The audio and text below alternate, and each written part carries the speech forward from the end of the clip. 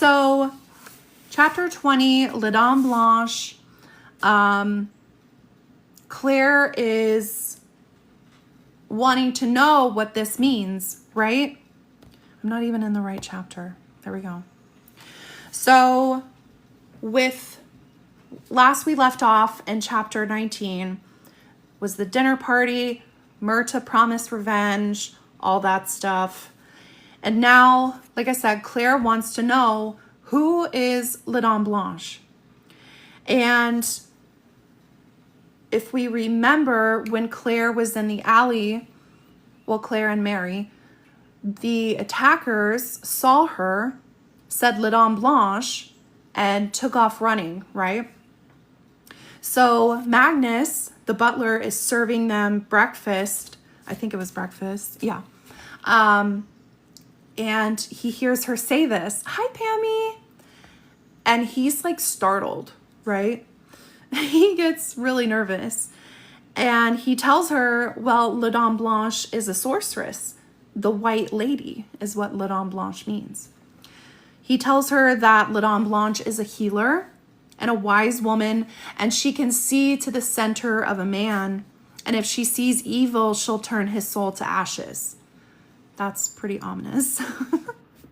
So, oh my gosh, Bulgaria, hi, welcome. Thanks for joining. So Claire asked Jamie, have you heard of La Dame Blanche? And he says that he has.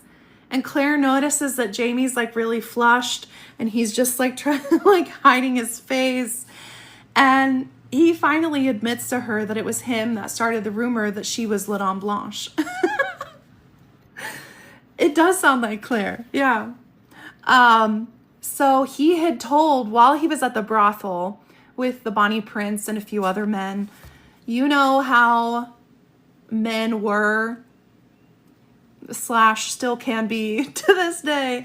And they were wanting the ladies, right? So they were like, Jamie, why aren't you wanting any of the ladies? And he said he had to be faithful to his wife because she was La Dame Blanche. Marina, I do have a YT channel. It's linked in my bio. I usually go live. I usually dual stream on both, but I cannot get it to work today. But if you want to watch past replays of lives, they're on there. I didn't start doing it until like halfway through Outlander, I think. So there are some missing. So I'm sorry about that. But yeah, those are up to rewatch if you would like. And for anybody new, there's 40 of you in here. Thank you so much. For anybody new, I'm Katie J. I'm running an Outlander book club. We are currently on the second book in the series, the third book for us though. We read Virgins, Outlander, and now we're on Dragonfly and Amber. So if you'd like to join us, we'd love to have you. There's a Fable link in my bio. Fable is a free app if you're not familiar with it, but it will take you to the group. It breaks it down chapter by chapter so we can talk about what we find interesting in the different chapters. And I go live here every Thursday morning. For me, it's morning, 9:30 Eastern Standard Time. So you can just Google whatever that time is for you. Aw, Pammy, it's okay. We all have to go at our own pace, you know? Okay. So, yes, so Jamie had told, oh, buddy love, I love you, friend. You're so sweet. Jamie had started this rumor, right, that she was La Dame Blanche. And he told this man, well, my wife is La Dame Blanche, so I can't be unfaithful or she'll, turn my soul into ashes or whatever. So he just didn't want them making fun of, hi, Ank. He didn't want them making fun of him, right? And so Claire finds this, thank you, buddy love. Claire finds this hilarious. And I was kind of shocked when I read that she was like laughing about it because of everything that had just happened to her at Cranesmere. And that's like how she reacted in the show, is she was kind of surprised and taken aback. Like, why would he didn't want to appear unmanly, exactly. So I was kind of shocked that she was laughing about it in the book. I think her reaction in the show was a lot more what I thought it would be, of her being like, what are you doing? Like, I was just on trial for being a witch, and here you are telling people that I'm a witch. Like, but anyway, she's thankful. Oh no. Oh no, Jonathan. Yeah, that's hard. Well, not all Jonathans are bad. Just that Jonathan. So Claire is thankful for this name though, because this is going to keep her safe essentially. Like, it kept her from being attacked. So, you know, it is a cool name. But they need to find out who, one of the men that Jamie told, if that makes sense. They need to find out, I think his name is it Glengarry? Is his name they were worried about was going to tell other people.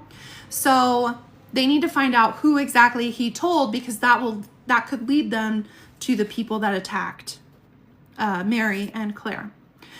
So Claire visits Master Raymond to get herbs for Mary, and she learns that he had heard rumors of what happened at the dinner party. And so Claire's like, let me just tell you the truth of it, of what really happened. And Claire mentions, because they're talking about lavender, right? And she says, you know, it will work for some, like it couldn't do any harm, basically. And he tells her that's a wonderful, like, philosophy, do no harm. And she tells him, you know, well, it's the first part of the Hippocratic Oath. And he asks her, have you taken that oath? And she tells him, well, I'm not exactly like a real physician yet. But we know from the first part of the book that she is, though, right? So she does become a doctor. So Claire tells Master Raymond that she can't do anything for Mary's reputation now. All she can do is to help her to heal. And Master Raymond notes that what most physicians would say is that all they can do for her is to heal her, you know. I had to look up whether that was happening in France in 1743. Yeah, I looked that up too, like when the Hippocratic Oath was, but I think it's been around for like a really long time, right? Is that what you found too, Silly? Oh my gosh. So he mentions to her, he knew that Claire would know the difference between, 400 BC. He knew that Claire would know the difference between the two, between helping someone to heal or healing someone, right? And so he tells Claire that surely if someone can save someone's soul, it would be La Dame Blanche. And Claire's mouth is kind of hanging open because, like, how did he hear about this now? Like, what is going on? And he tells her, your husband is the one that started the rumor, but not everyone's going to believe him, right? So he, you know, people that deal in the supernatural or the circles that Master Raymond goes in, they're not going to believe someone like Jamie, but they would believe Master Raymond. So Claire then asks him about Charles Stuart, and if it seems like he has any plan to invade either Scotland or England to reclaim the throne for his father. And Master Raymond tells her, yes, he's heard that one of Prince Charles's men was trying to negotiate a shipment of broadswords, and they're going to buy these in Spain but have them shipped through Holland. And so Master Raymond assumes that that is so the King of Spain can still be impartial, you know. He's supporting them but not supporting them, if you know. So they like talk a little bit more about political things, and then Claire leaves to go see Mary. And poor Mary, she's been shut away in her aunt and uncle's house. They won't even open like the shutters. They won't, you know, they don't want anyone seeing her. And she's so relieved to see Claire. And Claire gives her the herbs and the instructions on how to use them to help her. And Mary's just really, my magic. I know, it's magic. I always knock them off. It's just, you know, it's not alive if I'm not knocking my top frames off. She is a mother to all. She really is. Witch. So Mary's really like distraught that she's not going to see Alex again. And Claire assures her, like, you will. But she knows that at the end of the day, they don't have any sort of future together because Alex has no money, you know? So Alex has no money. And then there's just no way, you know? Like, I don't think her family would let that happen anyway. So she knows they don't have a future together. So Mary then writes a letter and recalls what happens that night. And that's going to help to free Alex from the Bastille and also to clear Jamie's name, right? Because Jamie's not really involved. Jamie just helped save her. So then we go to chapter 21. Let me get there in the book. And people didn't get married for love that often. Yeah, exactly. So that would have, you know, I think that's when she kind of realized it then. And that just broke my heart for her. Like that squash, you know. So in chapter 21, Claire and Jamie visit the Duke of Sandringham. The Duke of Sandringham? The Duke of Sandringham. And Jamie's wanting to find out how much the Duke knows of Prince Charles's plans. And Claire's hoping to find Alex, right? Because she's wanting like a secret rendezvous between him and Mary. And she starts wandering down this hallway and she sees like this door ajar and she pulls it open and Mary's there. And Mary was there to see Alex too. So a footman finds them. I know, the Duke of Sandringham, the Duke of Sandringham. So a footman ends up finding them and he tells them that Alex is no longer in the Duke's employ. And the footman told them that he believes that Alex is set to go back home to England. So Mary is just absolutely distraught and she runs away and Claire's like, oh crap, girl, like you're gonna get us caught. Like, what are you doing? So she chases after her and she's going around a corner and she runs smack dab into none other than Blackjack Randall. And they're both really stunned to see each other because they both thought the other one was not alive anymore. And, you know, last Blackjack knew, he threw Claire out to the wolves. And he was like, well, that's going to take care of that. So, and then she had heard that he was, you know, stampeded to death. So Jamie appears behind them then. And Randall's face just drains of all color. He didn't expect that Jamie would make it either, right?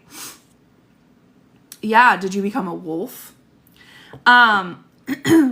So Claire and Jamie start to walk away, and then Blackjack says, Jamie. And I love this part. Jamie turns around and he tells him, no. And he says, my formal greeting is Lord Brock Turok. And apart from formalities, you don't need to talk to me. The only time you'll be speaking to me is on the other end of my pointy object, because my name will be your last word. Woo! Go Jamie. I wonder why it didn't occur to her about Frank. Yeah, I was going to get to that too, because she really has that inner thought in her head, like, you know, if he is gone, how can Frank live down the line, right? So I loved that for Jamie. I was like, yes, you tell him, Jamie. So Jamie and Claire leave the Duke's home, and Claire gets into the carriage that's waiting outside for them. And as she gets in, the door closes behind her. And so she's like, oh crap, Jamie, like what are you doing? And so she peers out the window, but Jamie's gone. And the carriage takes her home. She's like banging on the top the whole time, asking them to stop. But when she arrives home, she tells Fergus, like, go get Myrta. Find Myrta, go get him, because he needs to stop Jamie. And she's really scared. Like, Jamie's last words to Randall keep playing in her head. She's really scared that Jamie's going to go challenge him to a duel. And she knows that she has to stop it, because dueling is outlawed in France. And, you know, if he makes it, he's going to go, and if he's caught, he's going to go to jail. But also, she's thinking about Frank in the back of her mind too, right?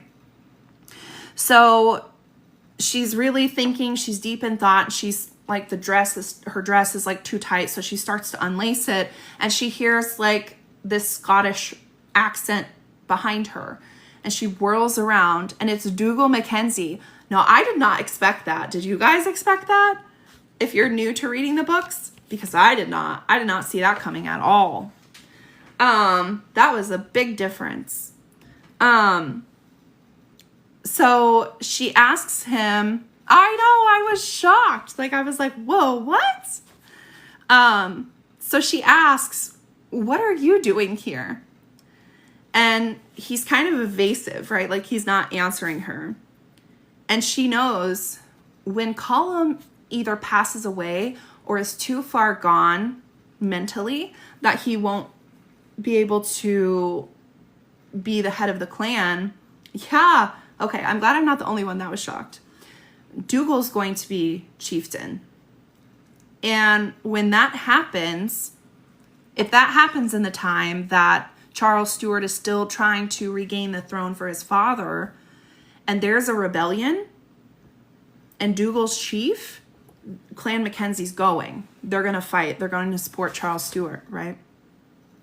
So Claire suddenly gets this idea, and she's like, I need you to come with me to the police. And people seem to travel a whole lot more than I thought they did. I know. We see that on Real History too, yeah. So while they're on their way to the police, Claire tells Dougal that Blackjack is alive, which is no news to him because they didn't ever hear that he was not alive. So, you know, that makes sense to her because she's like, well, we were only told by Sir Marcus, and, you know, in the end, he wasn't really gone, so it makes sense that no one else thinks he's not alive anymore. But she tells him, you know, he's here in Paris, and Dougal's first thought is, where's Jamie? Because he knows his nephew, right? So Dougal asks her, why are we going to the police? Like, surely you're not going to turn in your own husband. So Claire tells him about the night that her and Mary were attacked, and she plans to tell the police that it was Randall, that when she ran into him in the hallway at the Duke's home, she recognized him as her attacker. And when she tells Dougal exactly how they were attacked, he tells her it sounds like the work of a gang called Les Disciples, right? And it's this gang of noblemen who have to commit certain crimes for, like, to be initiated in, right?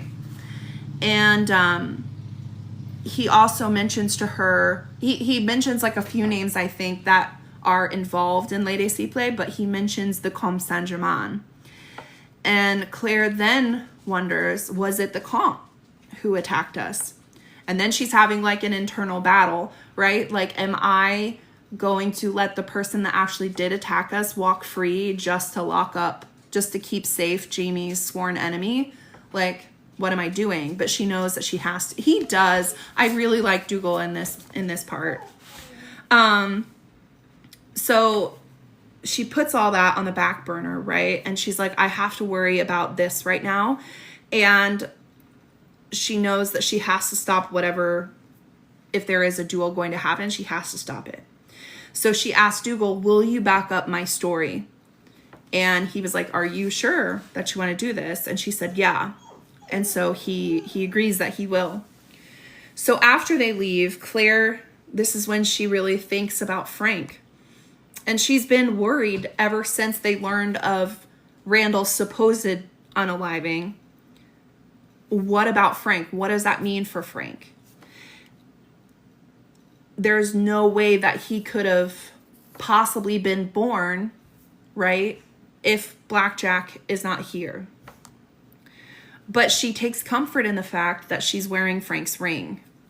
And she knows that if she still has his ring, he must have lived. They must have, gotten married. So now she knows why he's, she went on to marry him, is because Blackjack is not dead. Thank you for the follows, you guys. So Claire returns home and she sees her medicine box open and there are scissors there on top of a pile of red hair. And she remembers what Jamie had told her about his first duel, and that was the lace that held his hair back broke, and his hair was all in his face, and he couldn't see. So he chopped all his hair off to make sure that wasn't going to happen this time. So Claire's panicking, and she's wondering, am I too late? Have they already gotten Blackjack? What's going on? Is Jamie harmed? And just then, as she's thinking all these things, Jamie walks in and she's kind of relieved to see him, and he starts packing a bag and he tells her that he's going to stay at an inn, and he's kind of short with her the whole time, right? Like he's got an attitude about it. And he says he was walking after they left the Duke's house, and by the time he returned, he learned that Randall had been arrested. So he went to the Bastille and he found out that it was Claire that turned him in for the attack on her and Mary. And he tells her, luckily for Randall, he has proof that he was with the Duke all night. So they're going to let him go. And when they let him go, I'm going to be staying at that inn close by so that I can catch him. And I'm going to challenge him to a duel. And Claire tells him, you cannot do this. You cannot, not yet. Because of Frank. She says, Frank is an innocent man in all this. He didn't do anything. And Jamie just flips, right? He's beyond furious. He cannot believe that Claire, of all people who knows everything he's been through, everything that Blackjack put him through, would deny him this. But Claire pleads and she begs, just wait 1 year. 1 year, the baby will be conceived, and you can do whatever you want, right? And at one point, he makes her, he grabs a pointy object and puts it up to himself, and he says, you have to choose Frank or me. Which one do you choose? And she tells him then, you owe me a life. I've saved you twice now. And you need to, oh, thank you, beautiful light. Yeah, you owe me a life. And she claims that life for, Blackjack. Not really Blackjack, Frank. He reluctantly gives her a year, but he's not happy about it at all. This fight is the one I think they stretched to explain their upcoming distance. Yeah, I know. It needed to be a deeper division. After watching Outlander is a show that comes close. Ooh, not that I've found so far. Not like Outlander. Outlander is honestly the only show that I've seen that does. I know some people say Poldark. I still need to watch that. But I have not found a show better than Outlander or that even comes close. It is special. So he agrees. I'll give you a year. He's not happy. He turns around and punches a stained glass window.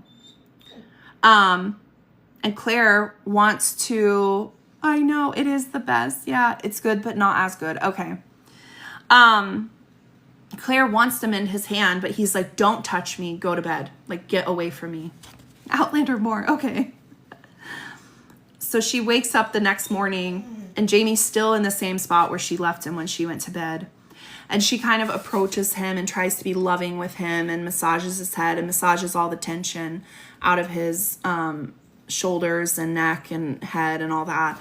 And so they finally are able to reconnect after that argument. So chapter 22. Okay. I was cracking up in chapter 22. So Claire, Jamie, and Fergus are on their way to look at horses for the Duke of Sandringham. The Duke of Sandringham? The Duke of Sandringham. Sorry, I just have to do it. I have to do it like every time. So the Duke asked for Jamie's help. I felt just as betrayed as Jamie. I know. Reading that, I felt like Jamie's pain in that. You know, how could she ask that of him? But I also see Claire's side to a point, because like Frank didn't do anything to deserve, like she says at the end, like, you know, the sins of your father or whatever. He didn't do anything to deserve that to not exist, you know. The horse stalls. I was cracking up. So they're going to look at horses for the Duke. The Duke has asked specifically for Jamie's help because we know Jamie knows at this point Frank was innocent. Yeah. So the Duke wants Jamie's help selecting a horse. Jamie's very knowledgeable with horses. We know this. So on the way, Jamie tells Claire that Charles Stewart, Jimmy on Yellowstone. I didn't even think about that. Poor Jimmy. Okay. So on the way, Jamie tells Claire that Charles Stewart doesn't have the support of either the King of France nor the King of Spain, right? In fact, the Pope has specifically told Spain not to get involved. It's been, and the reasoning behind this is it's really been some time since England has had a Catholic king, and the Pope doesn't want there to be any issues between Spain and France. Also, he doesn't know that the people would support a Catholic king. So he's worried that the English would try to fight against it. But the problem is, so this sounds like good news, right? Like neither king is going to support him. It's going to go nowhere. But there's a caveat here, because Charles Stewart now has this investment deal with the Comte. And so if this works out and Charles shows that he can earn money on his own, then the banks may begin to start backing him, which would then lead to an army and give Charles a fighting chance. So Jamie and Claire know that they have to stop this wine venture that he's invested in with the Comte. So Jamie tells Claire, he kind of shifts the conversation and he says, "You told me that I owed you a life, but I really don't, because I've saved your life just as many times as you've saved mine. And so Claire asks him, well, why did you agree to it then? Why did you agree to wait a year? And he tells her, because if Charles is able to raise an army, and if Culloden does happen and something happens to me, oh my gosh, Georgie, quit. She will like lay in her chair if I'm not on live. When I'm on live, she whines the whole time. So if Culloden happens and something happens to Jamie, he wants her to have someone to go back to. He wants her to go back to a man that loves her, where he knows she'll be safe. And that man is Frank. So he makes her promise, if the time should come that you have to go back, you will. And you can tell she doesn't really want to promise that, or that she thinks it's not going to come to that, but she promises. So, I know, pet the dog. She's just in there. I don't know what she, So, Jamie is, I was trying to think of how to say this on TikTok. So they end up watching these horses mate, right? Like, it's just a spectacle to be watched, apparently. So Jamie is looking over the horses, and then Claire goes and kind of sits with the other wives, and she's listening to them talk about all these things. If you read it, you know, I was dying laughing. And so eventually the Duke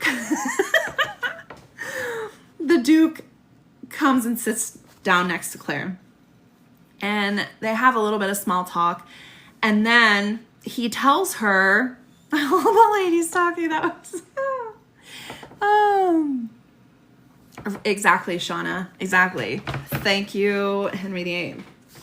And even after that, he still was like, it was basically Catholicism. Like, he was still Catholic. I know, Arya, I know. I know. I am too, but I will get schmanned so fast. But, you know, girls can be on here with no clothes. Make it make sense. God forbid we talk about literature. Anyway, so the Duke tells her that he knows there's a price on Jamie's head, and if someone could whisper in someone else's important ear, the charges could be dropped, right? They could be dismissed. So Claire asks him, well, that's nice, but what do you want out of it? Like, if you do that, what do you want? And after asking him a few times, he tells her that there are certain parties that would like to see Jamie's friendship with the Bonnie Prince ended. God forbid we talk about literature. Oh my gosh. Well, what was it they talk about? Was it sausages that they were joking about? I should be like, God forbid a girl likes sausages. Where was that? I think it was sausages that they were talking about. Yeah. It was cracking me up. Yeah, the sausages. Oh, God forbid a girl likes sausages. Okay. So, yeah, so they're wanting his friendship with the... I can't. They're having thoughts when the... No. We could talk about summer sausage. It was cracking me up, you guys. I was cracking up. I was reading it in bed last night. My husband was like, I thought Outlander was like a drama, not a comedy. And I'm like, oh no, there are comedic parts. I was just dying. So yes, they want to see Jamie's friendship with the prince ended. They want to see him go back to Rome. And Claire's somewhat confused because Jamie's not, in her words, of course he is to us, but she says he's not really anyone of great importance, which, yes, he is, girl, but that's beside the point. So why would they care if Jamie has this friendship with the prince? He has no, like, influence, you know? They really are. I say that all the time, like, that we get to see so much more of who Jamie is in the books. Like, he's so funny. He's hilarious. And I feel like that comes through a little bit on the show. Oh my gosh, excuse me. But it comes through way more in the books because he just jokes about everything. Yeah, book Jamie is awesome. So the Duke tells her he's not anyone of great importance, but he could be because he's being, he speaks to all these bankers and merchants. He's received at court. He speaks to King Louis sometimes. And not only that, in Scotland, he is the member of two of the more powerful clans. So he could have great influence and possibly get money and support for Charles, and they don't want that. I know. They are so, I love their relationship. They're literally like best friends. It cracks me up. Just their interviews and behind the scenes and stuff. So the end deal is sever ties with Charles Stewart. Jamie gets the price lifted off his head and he can go home to Lollybrock. And he tells Claire, you know, think it over and then talk to Jamie. But then the next part I was cracking up about, they're interrupted by the sound of a shout coming from the stable. And they turn and they see this colt like darting out of the stable. And there's something on its back. And when Claire and Jamie see what this something, or rather someone, is, they're furious because it's Fergus. And Fergus has already been in trouble once during this trip. He got into a fight with the stable boys and he threw manure in one of their faces. And so, you know, he's already been a little naughty on this trip. So Fergus is hanging on for dear life on this horse who is just trying to get him off. It's a colt too, so it's young and it's scared. And so Claire sees the boy that had manure on his face like peek out of the loft, and he throws a bale of hay onto the horse, which scares it more, right? And so the horse darts towards this small crowd of people, and Jamie like shoves Claire out of the way, ends up knocking her down. Oh my gosh. And then again, the horse just keeps going. So Jamie gets up and takes off after the horse, and Claire's really worried that Fergus is going to fall and then get trampled. And so the horse starts to make for this little group of trees, and Claire sees the horse go under the first like branch, and she sees Jamie up there, right, in the tree. And as the horse passes underneath him, Jamie jumps off, grabs Fergus, and falls on the ground. And poor Jamie has got the wind knocked out of him. And he's like, oh, like, what just happened? And Fergus, bless his little heart, he's like, that was fun, my lord. Can we do that again? Come here. Come here. Oh my gosh, I was cracking up. It's like, Fergus, a typical kid, right? Typical kid. So poor Jamie, he has pulled a muscle in his leg from rescuing Fergus. And Claire, I have two. So Claire goes to put this salve on it that she got from, I know my puppers, from Mr. Ferez. And so she's rubbing it on him and everything and really massaging it in. And she mentions to Jamie who she got it from. And Jamie like shoots up and he grabs a towel and starts wiping it off. And she's like, what are you doing? And he tells her that's hangman's grease. It's rendered fat from hanged criminals. So I don't really want that on me. And so Claire is like, oh my God. So then she wipes it off her hands. And she said, who exactly is this man? Who is this man that gave this to me?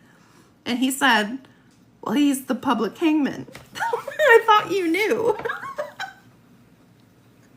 Oh my God. That part was so funny. Oh, you were not expecting it? Oh my gosh. That was so funny. So this last part is a little bit of a trigger warning. And I do want to, if you have not seen the show and you're just reading the books for the first time, I don't want to spoil it, but I feel like I need to give a trigger warning that something, a heavy topic is coming up. So just keep that in mind as you're reading these next few chapters that I'm going to assign for next week. Because I understand if some people might struggle with that. So Jamie goes and he takes off all, he bathes and he takes off all the grease, and then he comes and lays in with Claire, and she's really scared because she started to bleed, and that's extremely scary when you're pregnant. And she's scared because she knows even in her own time, if she's losing the baby, there's nothing they can do, right? Even in her time. So they really wouldn't be able to help her in this time. So she's just really nervous, and it really made me so sad how she said, for the first time in Jamie's arms, I wasn't safe. And that part just like ripped my heart out. And poor Jamie, like, he wants to do something. He wants to do anything to help her, but like he can't. Like, there's nothing he can do, right? So now Jamie's worried, and Claire, he asks, like, what can I do? And Claire says that, just pray for us. So that was a sad way to end the chapter. But like I said, I do want to give a major trigger warning, because I'm sure that part, correct me if I'm wrong, but I skimmed a little bit, and I think it's coming up in the next bulk of chapters that we're reading. So I just want to warn you guys. I know. I actually can't watch that episode. I just can't. I can't do it. It's too much for me. I have been in that seat before, and I can't do it. I can't watch it. So I skipped that episode. We are halfway through the book. Can you believe it? Oh my gosh. It's happening. Okay. So for next week, this sounds like a lot, but it's 58 pages in my book. So it's going to sound like a lot, but don't be scared. Don't get scared now. So chapters 23 through 27. So you're going to read 23, 24, 25, 26, and 27. But they must be short chapters because, like I said, it's only 58 pages in my book. I have the hardback. It's going to be more in the mass market one because that's more compact. But yes. So they must just be shorter chapters.